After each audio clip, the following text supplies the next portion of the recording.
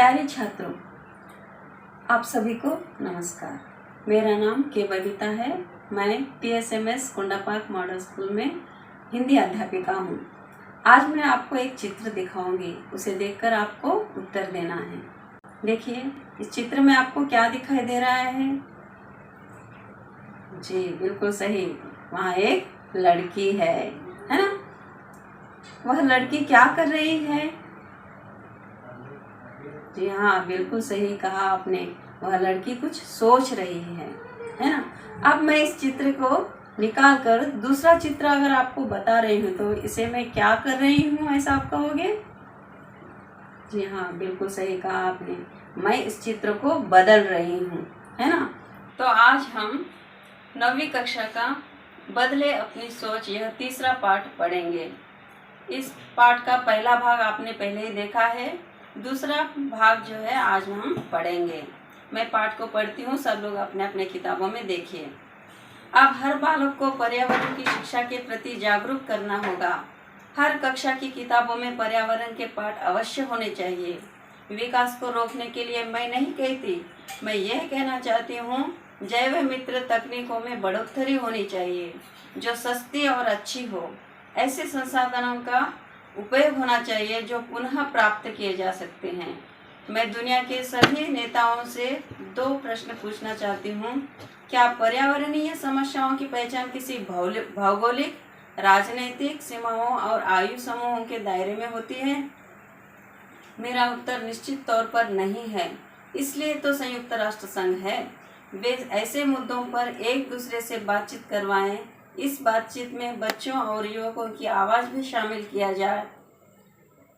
यदि राष्ट्र की सुरक्षा, शांति और आर्थिक विकास ही आपके लिए जरूरी है, तो पर्यावरण बदलाव जरूरी मुद्दा क्यों नहीं होना चाहिए। मैं आशा करती हूँ कि संयुक्त राष्ट्र संघ मानवीय दृष्टिकोण से सोचेगा, पुरानी बातों को भुलाकर नए कदम उठाएगा। अब हमारे हाथ में केवल वर्तमान और भविष्य है। अब हमें कुछ ऐसा करना होगा जिससे भविष्य का संरक्षण हो। आदरणीय नेतागण, जब आप कोई नीति बनाए तो हम नादान बच्चों और लुप्त होते जानवरों के बारे में भी सोचें। महात्मा गांधी ने कहा था, धरती के पास सभी की आवश्यकताओं की पूर्ति करने की क्षमता है, किसी के लालच की नहीं। पक्षी आसमान में उड़ता है, मछली पानी में तैरती है, चीता तेजी से दौड़ता है, लेकिन ईश्वर ने हमें वरदान के रूप में सोचने के लिए बुद्धि दी है। इससे हम परिवर्तन और सुधार दोनों ला सकते हैं। चलो अब हम आगे बढ़े, अपनी जन्मभूमि को बचा ले, अपने घर को बचा ले, अपनी धरती को बचा ले। धन्यवाद। इस प्रकार युगरत्ना श्रीवास्तव जी ने संयुक्त राष्ट्र संघ में अपने प्रश्नों को प्रस्तुत किया और सभी लोगों को यह संदेश दिया कि हमें अपनी धरती को इस प्रदूषण से किस तरह से बचाएं और उसके लिए क्या क्या मार्गों का, उपायों का सोचना चाहिए। ऐसा उन्होंने यहाँ पर हमें संदेश दिया है और हमें भी इस पाठ से यह संदेश लेना है कि हमारे आजू बाजू का पर्यावरण प्रदूषित ना होते हुए उसे हम किस तरह से सुरक्षित रखें, किस तरह से हमें उसका संरक्षण करना चाहिए, इसके बारे में हमें सोचने के लिए उन्होंने हमारे विचारों को बदलने को कहा है। बदले अपनी सोच इस पाठ के द्वारा। धन्यवाद। देखो बच्चों, हमारे धरती पर कितने सारे समस्याएं हैं, उन सबको हमें कैसे दूर करने हैं, कैसे धरती को बचाना है, किसके बारे में सोचने की और उन समस्याओं को दूर करने की जिम्मेदारी अब हम पर है। हम सबको यह संदेश इस पाठ से मिल रहा है जिसे हमें पूरा करना है। इस पाठ में कुछ कठिन शब्द मैंने रेखांकित किए हैं जो इस प्रकार है। पर्यावरण, पहला शब्द है पर्यावरण।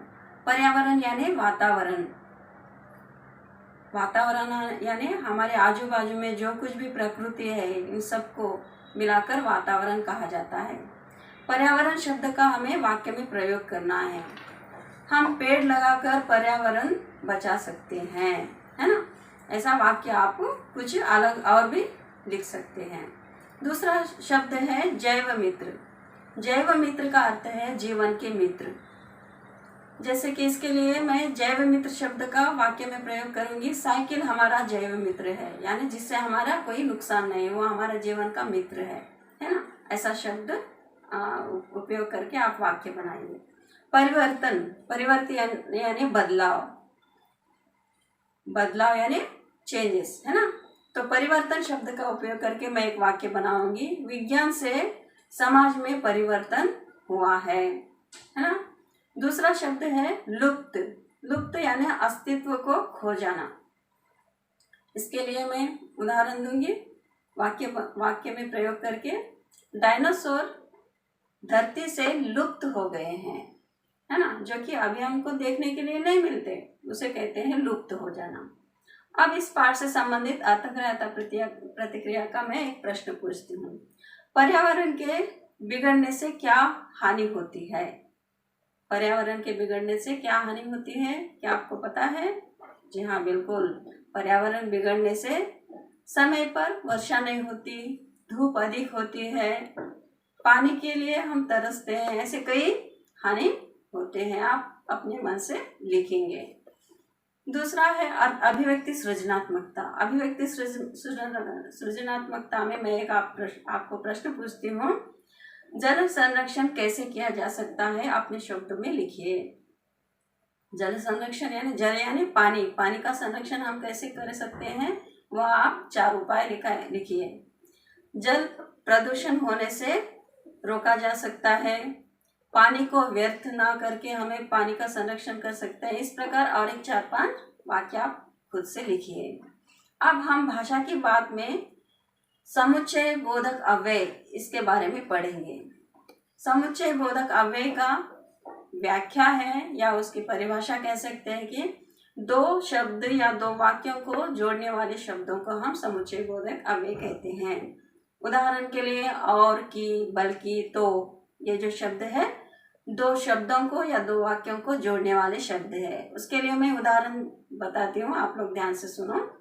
हम और आप मित्र है, हम और आप दोनों को और शब्द से हमने जोड़ा है ना। तो ये हो गया समुच्चय बोधक अव्यय। इतना ही नहीं बल्कि बहुत करना है। इतना ही नहीं एक अलग वाक्य है, बहुत करना एक अलग वाक्य है, लेकिन बल्कि शब्द से हमने इन दोनों वाक्यों को जोड़ा है।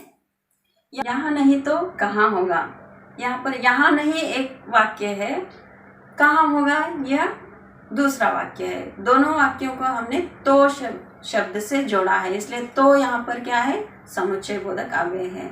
दूसरा उदाहरण मैं देती हूँ कि मैंने कहा कि आप लिखो। मैंने कहा कि आप लिखो, मैंने कहा एक वाक्य है, आप लिखो एक वाक्य है। यहाँ पर की, का को ह्रस्व, पहले वाली ए की मात्रा जब दे रहे हैं तो वह कारण बताता है। तो मैंने कहा कि आप लिखो, यहाँ की से 2 वाक्यों का हमने जोड़ा है। इस प्रकार जो है समुच्चय बोधक अव्यय को हमने समझा है। आशा करती हूँ आपको यह पाठ अच्छे से समझ में आया है। इस प्रकार हमने इस पाठ को पूरा पढ़ा है। ठीक है, फिर मिलते हैं अगले कक्षा में। धन्यवाद।